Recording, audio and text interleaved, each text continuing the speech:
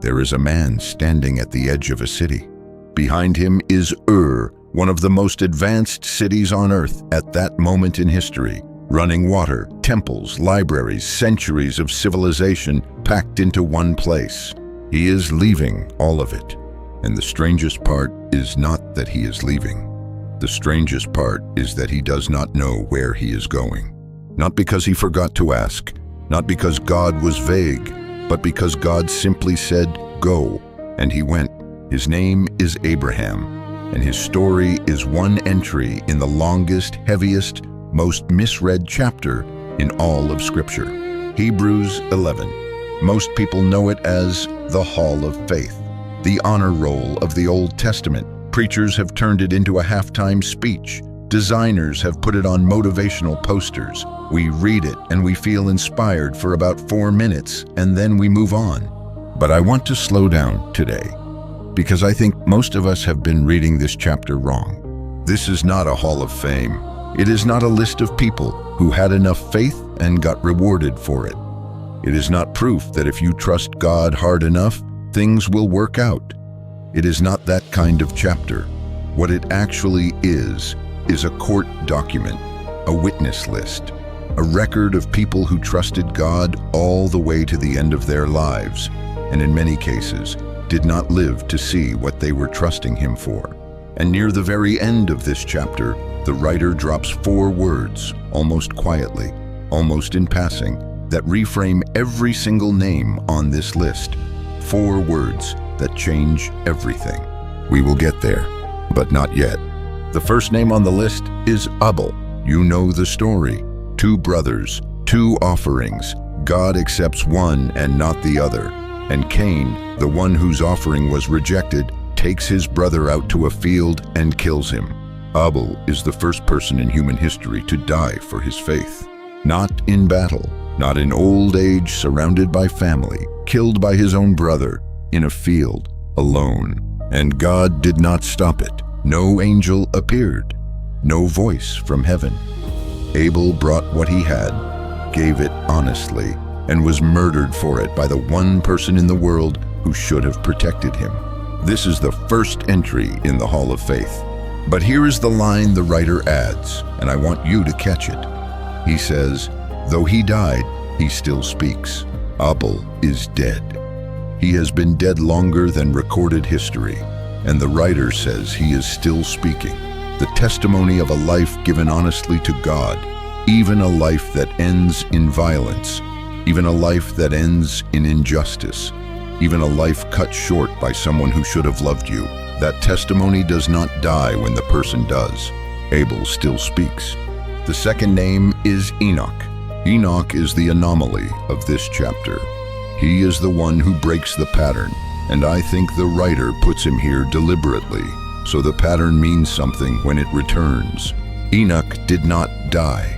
He walked with God for 300 years, and then God simply took him. He was there, and then he was not. But notice what the writer focuses on, not the miracle, not the disappearance. He focuses on the reason. Before he was taken, Enoch was commended as one who pleased God. And that leads straight into verse 6, one of the most quietly important verses in the whole chapter. Without faith, it is impossible to please God. Anyone who comes to him must believe 2 things, that he exists, and that he rewards those who earnestly seek him. Just 2 things, that God is there, and that it matters to look for him. Enoch's faith was not dramatic.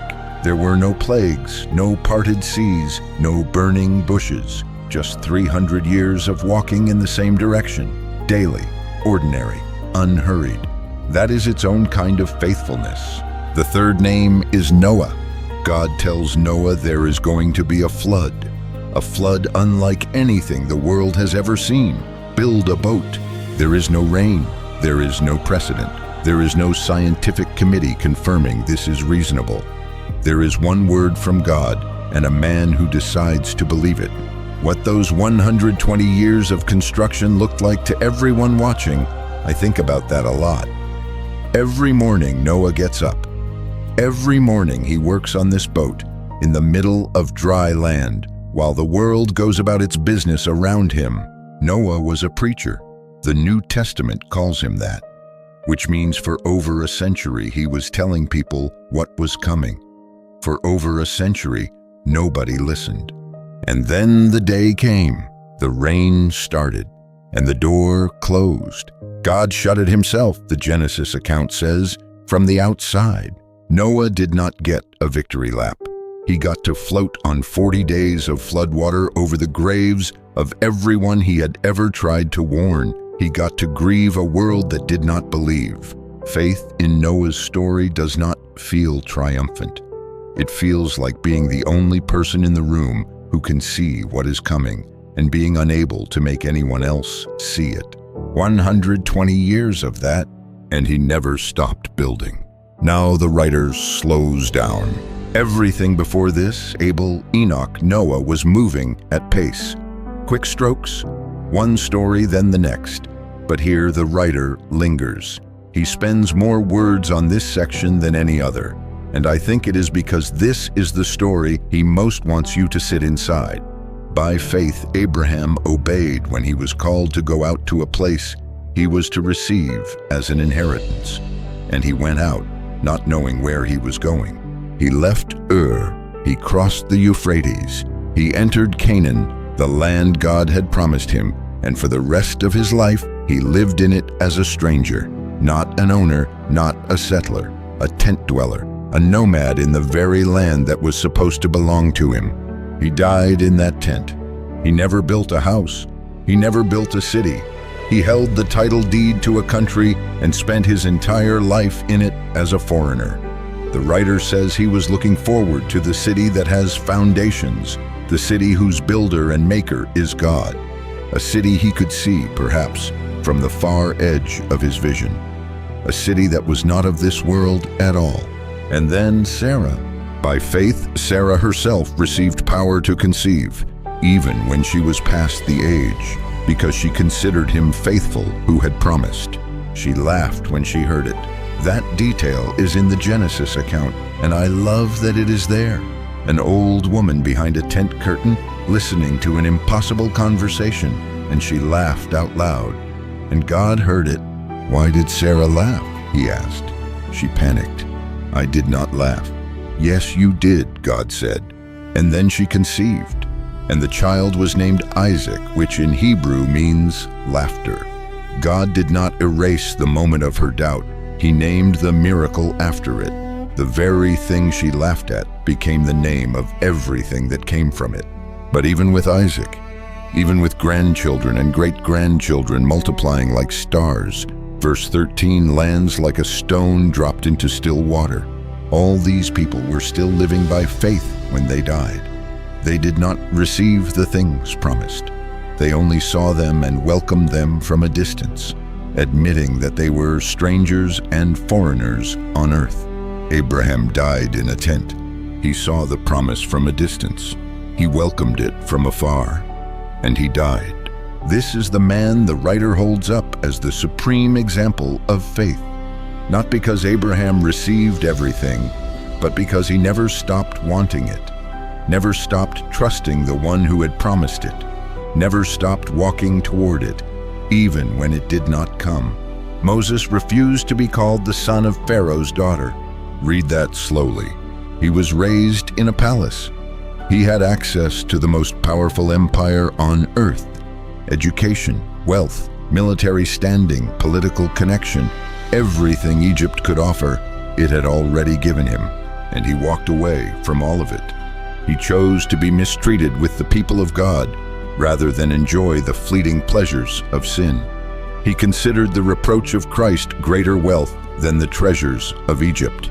Notice the writer says the reproach of Christ, writing about a man who lived 1,500 years before the incarnation.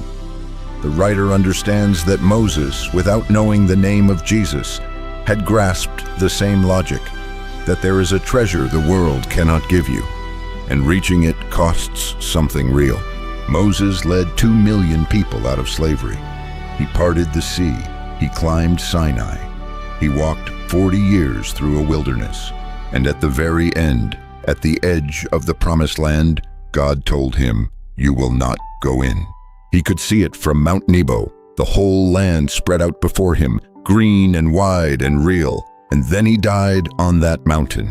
The man who made the Exodus possible never finished the journey himself. And then Rahab. Rahab is the most surprising name on this list. Abel was righteous. Enoch walked with God 300 years. Noah preached righteousness for a century. Abraham was the father of faith. Sarah was the mother of the covenant. Moses was the greatest prophet Israel ever produced. Rahab was a Canaanite prostitute who lived inside the wall of a city that was about to be destroyed.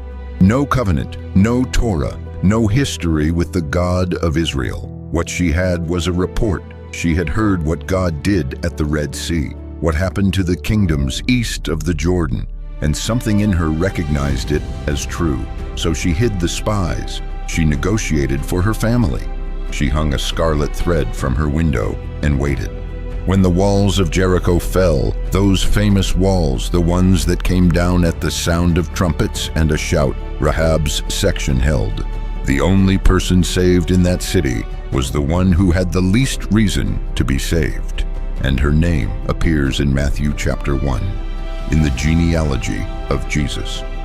Rahab, the Canaanite woman from Jericho, is listed among the ancestors of the Son of God. Faith is not about who you were. It is about what you do when you hear the truth. And then the pace changes. From verse 32, the writer stops lingering. He starts moving fast, almost like he is running out of room and knows it. Gideon, Barak, Samson, Jephthah, David, Samuel, the prophets, names stacking on top of names. Too many to unpack, too many to count. And then something shifts. The names stop. What comes next has no names at all. Others were tortured, not accepting release because they were looking toward a better resurrection. Others faced mocking, flogging, chains, prison. They were stoned. They were sawn in two. Sawn in two. I want to stop there for a moment because I think we read that phrase and let it pass too quickly. Sawn in two. The Jewish tradition says this is Isaiah the prophet who saw the coming Messiah more clearly than anyone before the incarnation. Tradition says that under King Manasseh, Isaiah fled into the wilderness and hid inside a hollow cedar tree. And when the soldiers found him, they put a saw to the tree and cut through it with him inside.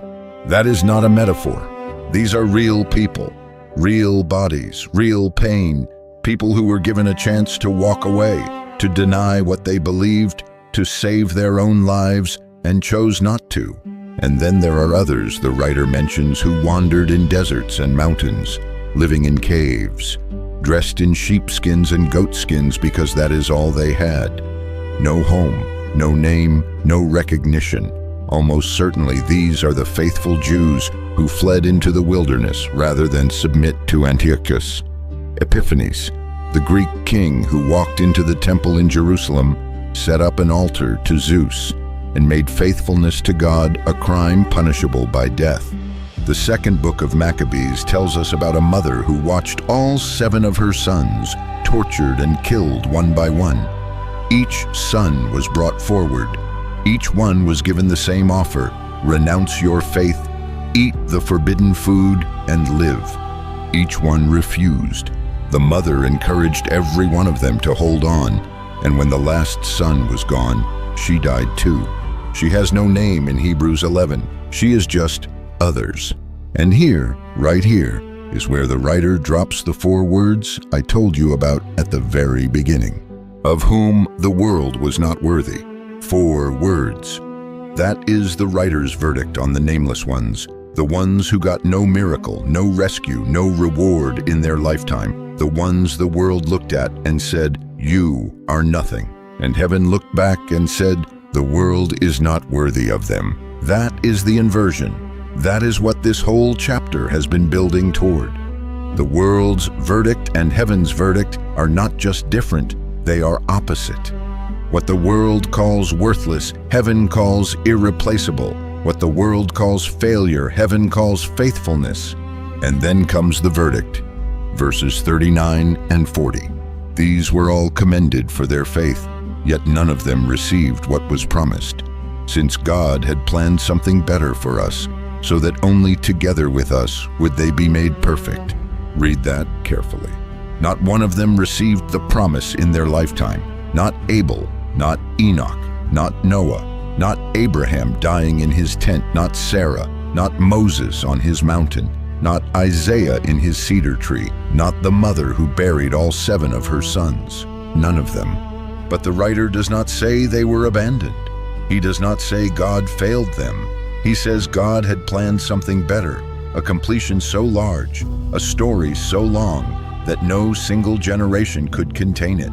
The promise could only be fully received when the entire company of the faithful was gathered together, when every thread was woven in, when the last person who was supposed to run had finished running, which means the story is still open, which means you are still in it. Think about the people in your own life who planted things they never got to see grow, a grandparent who prayed for a family that did not believe yet, a pastor who poured 30 years into a church and died before the breakthrough came, a parent who made hard, quiet sacrifices that their children only understood decades later.